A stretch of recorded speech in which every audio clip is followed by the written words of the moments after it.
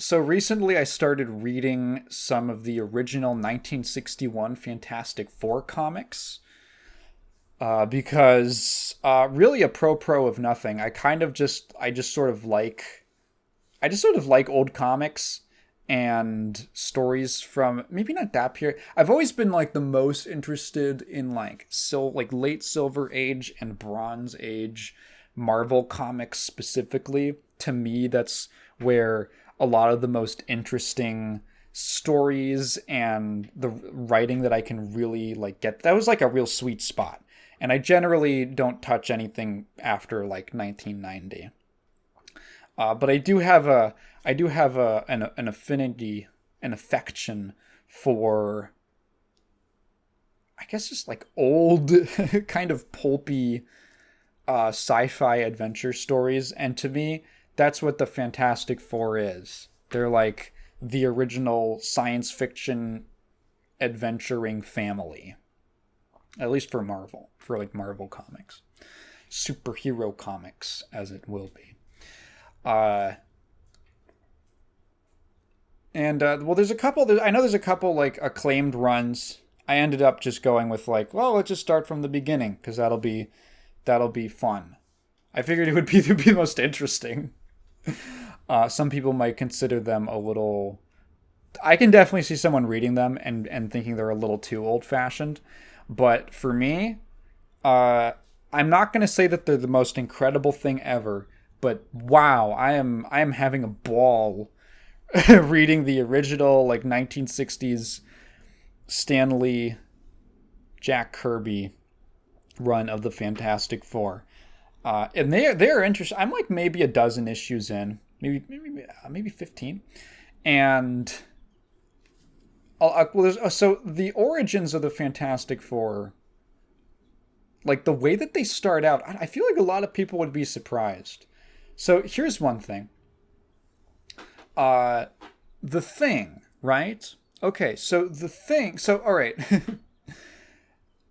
you see how the characters. You could see that like there's a bunch of things in those early issues where Lee and Kirby are still kind of hammering out the details of what how they want these characters to work and how they want them to look and what they're wearing. Like they don't even get the costumes until like I think until like issue 3. And one really interesting example of this is the Thing. Because for a while, I've known for the longest time that the Thing, Ben Grimm, is Jewish. He is the most, I would say, probably the most well known Jewish superhero character, comic book character. And that, of course, came from, like, you know, the backgrounds of the, I believe I think it was Jack Kirby specifically. That the Thing has always been, I think it took a while for them to actually acknowledge it or to make it, like, canonical. But there's like this old like Christmas card or something that has him wearing like, or it's like a Happy Holidays, and he's wearing like a yarmulke, I believe, and it's like, okay, yeah, people, it was one of those things that everyone, I think, at least in the business, like a lot of people like knew, but it was just never like hard confirmed. And what I find really interesting is that I thought about it for a bit, and I was like, like why was I'm gonna take 5 seconds of research. Okay, yeah, it was based on Kirby, and I was thinking like, why was Jack Kirby so intent on the Thing being Jewish? Like, why this character specifically of all characters that it could have been? Why him? And then it just struck me. It was so obvious. It's like, oh, the Thing is a golem. The golems are originate in Jewish folklore. They're a folklore creature. They're like a protector. They're a living statue of stone. And if you go look up Jewish golems and the way that they're traditionally depicted in like little statuettes and stuff, they're these like these big stocky characters with these rounded heads, like these sort of protruding rounded heads that actually kind of look a little bit more like the Juggernaut. Um, that's how they're usually depicted, and that's what the Thing looks like in those first couple issues. That's what he looks like. He looks much closer to that design for a golem nowadays, and I can already see like it's a little bit inconsistent. How Kirby draws him, but he's kind of slowly taking on more of like a human shaped head and stuff. But originally, yeah, like that's really it feels really obvious to me now that he was totally designed after that, and that probably this was some folk tale or creature concept that Kirby grew up with. He was very instrumental in the brainstorming for the Fantastic Four. And it was probably just something that he always thought was really cool, and he wanted to represent that in some way, like a living creature of stone. That's a protector. I was like, oh, neat. Something else that's funny. So, Johnny, the Human Torch, in the first like 2 issues, he's drawn every time he's got his flames on. Kirby goes in and like actually draws all of the separate like tongues of flame and stuff like that, and it looks like he's really like on fire. You can't see him at all. It's just like a human shaped flame essentially. And then by issue 3, you can tell that Kirby was just like, I'm not going to do that for every issue. And then he goes back to the look that you're probably used to seeing for the Human Torch, which is this sort of like red figure that is cloaked in like red or orangish fire, right? But you can see his actual figure inside. That's pretty funny. Details that they ended up hammering out. That's the word I was looking for. In like one of the issues, Mr. Fantastic goes, "Yeah, my suit, my superhero costume, it's made of unstable atoms that extend as I do." So they like, it's just like it's like one size fits all, one size really fits. I meant all. That's what his clothes are made out of. But in like, the first issue, before he has the outfit, he's just wearing like blue jeans. He's just wearing blue jeans and they're stretching along with him. And you just kind of got to go, oh, all right. Well, we're just going to ignore that. It's really interesting to see how even in these early issues, there are a lot of very iconic Fantastic Four / Marvel in general characters introduced. The very first issue is the Mole Man, which I think that like Mole Man has become sort of enshrined as this consistent kind of character over the years. And I think a lot of that has to do with the fact that he was the first. It's a little coincidental. I think it has to do with the fact that he was the first Fantastic Four villain. So there's kind of a prestige given to this very silly little man. But even, oh my God, issue 2, the Skrulls, the first appearance of the Skrulls. Do you guys want to know? Okay. There is one of the most intriguing things about reading these comics is that when I say like storytelling was different back then, storytelling was different. Things will just they'll just kind of happen.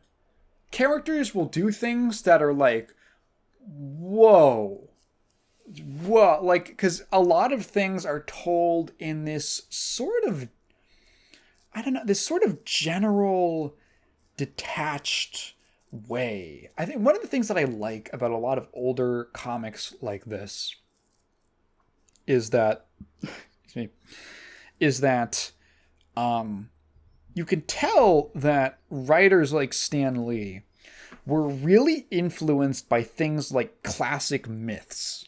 Because when you read these stories, when you read these comics and the dialogue and the narration, it isn't just that like it's all sounds larger than life and everything like that.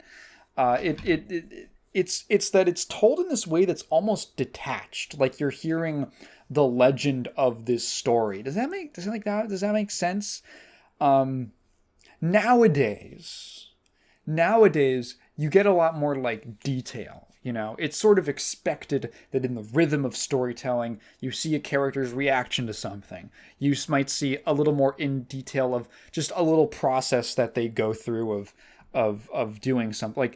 Like the Fantastic Four will drop in somewhere, and then the next panel will just be minutes later, and just like what could have been 2 or 3 pages of action we've just skimmed right over it, right? Because you're just hearing about it, right? From like a distance. In a way that's like a little disorienting, in a way that almost feels like you're sort of fudging it. Like, how do we get this to happen? Let's just draw.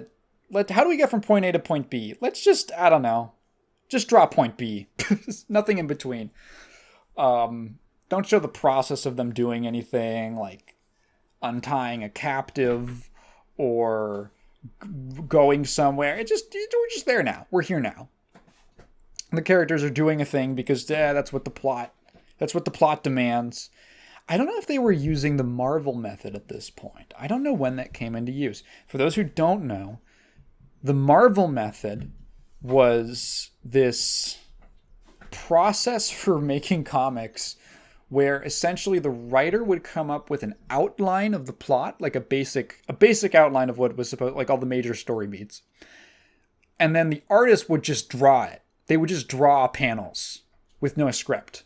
And then later, after the art was all done, the writer would then go in and fill in the dialogue and what's being said. And they just had to work with what the artist came up with, which I've heard people say that that's crazy. I've heard people defend that, but that was how they did it for quite a while.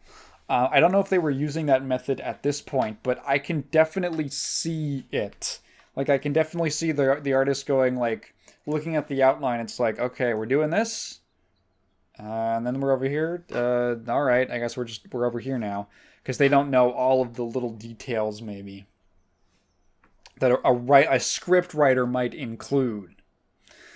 And then the dialogue just accounts for that, and the narration just goes, well, minutes later, this scene is happening. You want to hear about the Skrulls. So the Skrulls' first appearance, right, they're like these shape-shifting aliens. They do something that I am certain happens probably a bunch of times throughout the course of this run, which is the Fantastic Four are being framed. The Skrulls are impersonating them and framing them for crimes. And now everyone hates the Fantastic Four, and they have to figure out what's going on and how to stop it. So eventually, we go through this whole thing. They capture the 4 Skrulls who were pretending to be them. They find out that there's a Skrull invasion that's hovering over the Earth. They pretend to be the Skrulls in disguise, just as themselves, and go all the way up to the ship, and they're like, Commander Skrull guy, you can't invade Earth. They're too powerful. Look. And Mr. Fantastic shows them drawings, images that he says he just took from another Marvel, like a Journey into Mystery and Strange Tales, which were just other Marvel comics at the time. And the Skrull guy's like, oh no, oh my god, we have to go now. And they're like, actually, we'll stay behind on Earth for whatever reason. And he's like, you're so noble. Goodbye. We'll never be back again. Which is a lie. And then the Fantastic Four go back down and they're like, all right, oh, wait, we forgot. What do we do with these scrolls that we captured? And Mr. Fantastic's solution to this problem of having these like really powerful, dangerous aliens on their planet who are going to stop at nothing. And like they can't kill them, right? I think there was like a thing against killing at this time. Not enforced, but maybe you just kind of get the sense that they weren't really... The writing, the mood of the time at the company probably wasn't like, let's just fucking kill them. You know, that's not heroic or whatever. We have to just capture them, but we can't capture them because they're always going to be able to escape with their scroll shape-shifting powers. So here's Mr. Fantastic's solution. He hypnotizes them into transforming into cows and leaves them just to pasture. And he's just like, I know what to do. This was justice. And you think about it for like 5 seconds and you go, what the fuck, dude? Hang on, what? Are you wait, those are like living, thinking beings. Those are people. And you just... you hypnotized them into turning into animals and just kind of left them there. And I looked this up. I was like, okay, here's the thing. If I was given the task of writing a new Fantastic Four book or some kind of story, the first thing I would do is go back to these fucking scroll cows. And I looked it up and yep, they have absolutely come back. And I think they actually made it more horrifying by including the details that in the time since they turned into the cows, they've actually bred. They've bred with other real cows and had horrifying scroll cow, like cross mutant babies. What the fuck, Mr. Fantastic? I saw someone online say that the Fantastic Four, like the early Fantastic Four, reads a lot better when you picture Mr. Fantastic as being like kind of a piece of shit and not actually being like a super heroic dude. Because he's just willing to do crazy stuff like that sometimes. Characters' emotions and their motives will just shift. They'll just turn on a dime. Like, all of a sudden, at the end of an issue, Johnny is like, I'm sick of taking orders from you guys. I hate you. I never want to see you again. I fucking hate you guys so much. When, like, nothing bad really even happened to him. And then he, like, runs off. And there's, like, this whole story where he runs into Namor, the Submariner. And he who has like lost his memory, and Johnny helps him regain his memory, and then Namor finds out that his whole underwater civilization has been destroyed by like nuclear bombing, by nuclear testing, because like political commentary, I guess. And he gets so fucking mad that he takes out a horn, like a big conch horn, and wakes up this gigantic whale monster called Giganto and has it rampage through New York and almost obliterates the whole city. And the only way they stop it is by the Thing grabbing a nuclear bomb and running into the whale's mouth and then like setting the bomb off and almost dying because he almost gets caught in the explosion.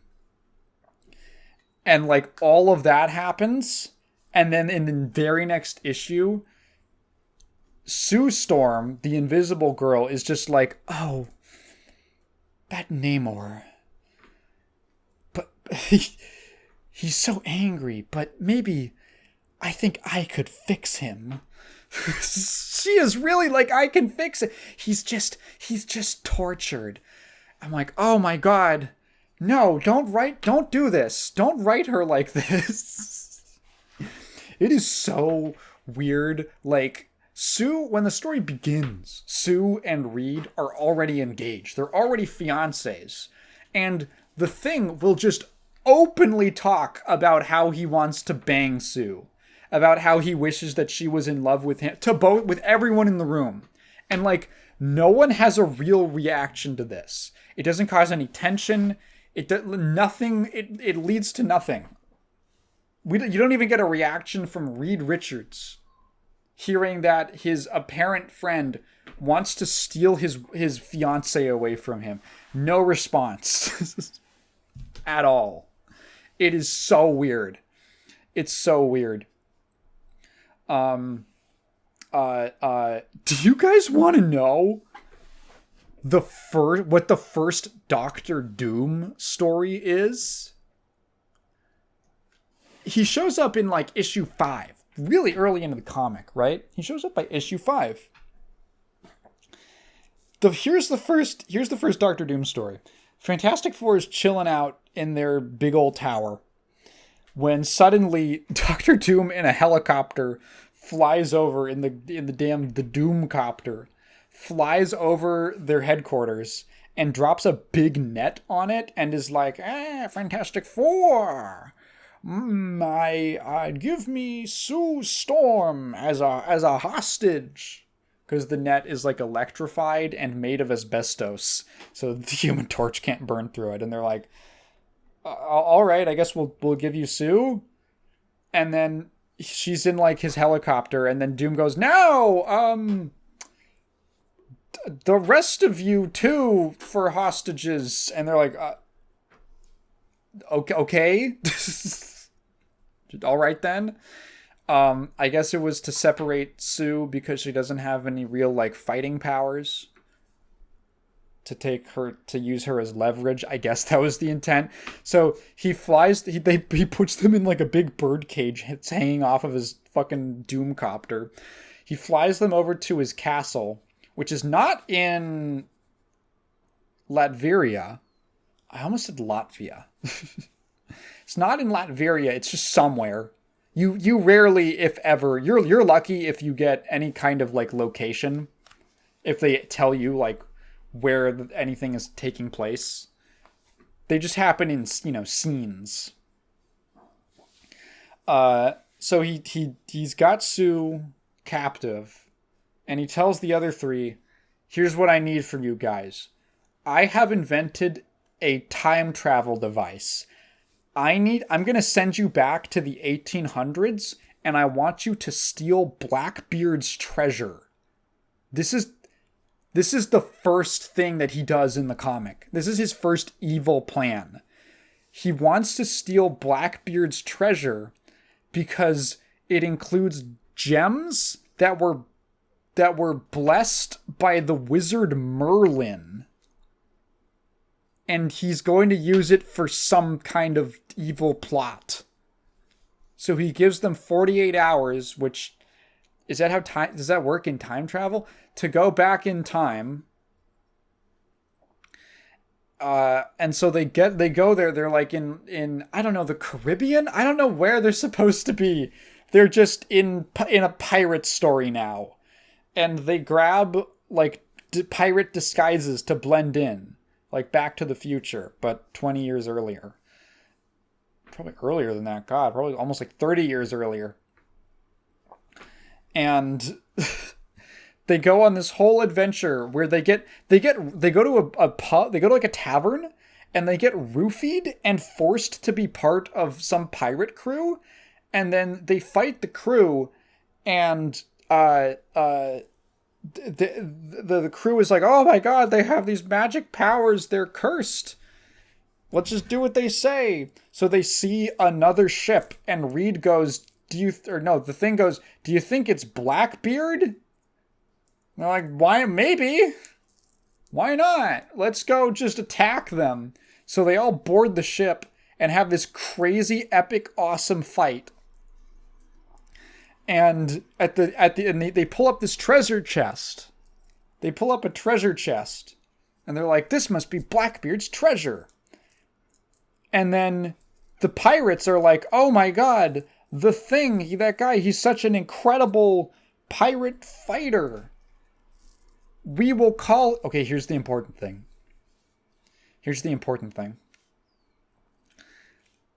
The thing's disguise, he's wearing like an eye patch and a black beard. I don't know where... I forgot where they got the beard from. I guess just like a party city. And the pirates are like, we will call him Blackbeard. And in the span of one panel, they realize that the legend of Blackbeard is actually about the thing that originated during this time travel plot. And that in the present, before they even got sent back in time,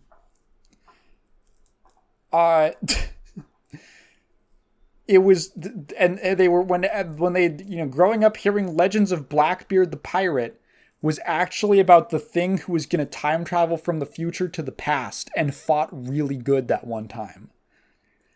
And canonically, in the Marvel universe, Blackbeard is just the thing who time traveled.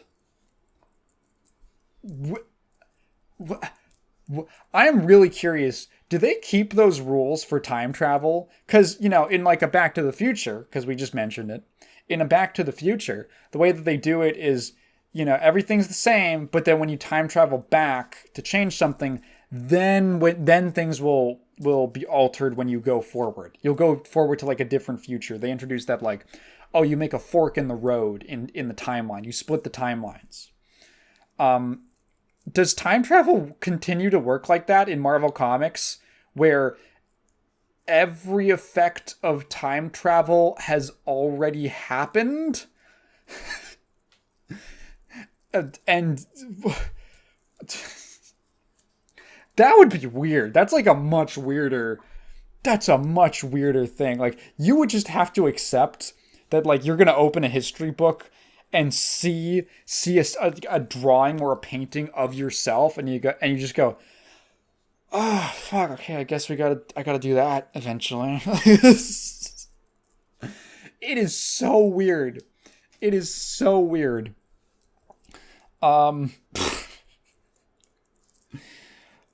fun though.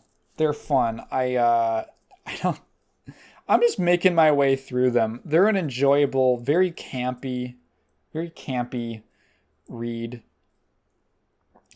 Did I have anything else to mention from those first like batch of issues? I don't know. It's a lot of fun. I would recommend it. Just go read old comics, because they will rewrite the rules for what you thought was possible or acceptable in a story.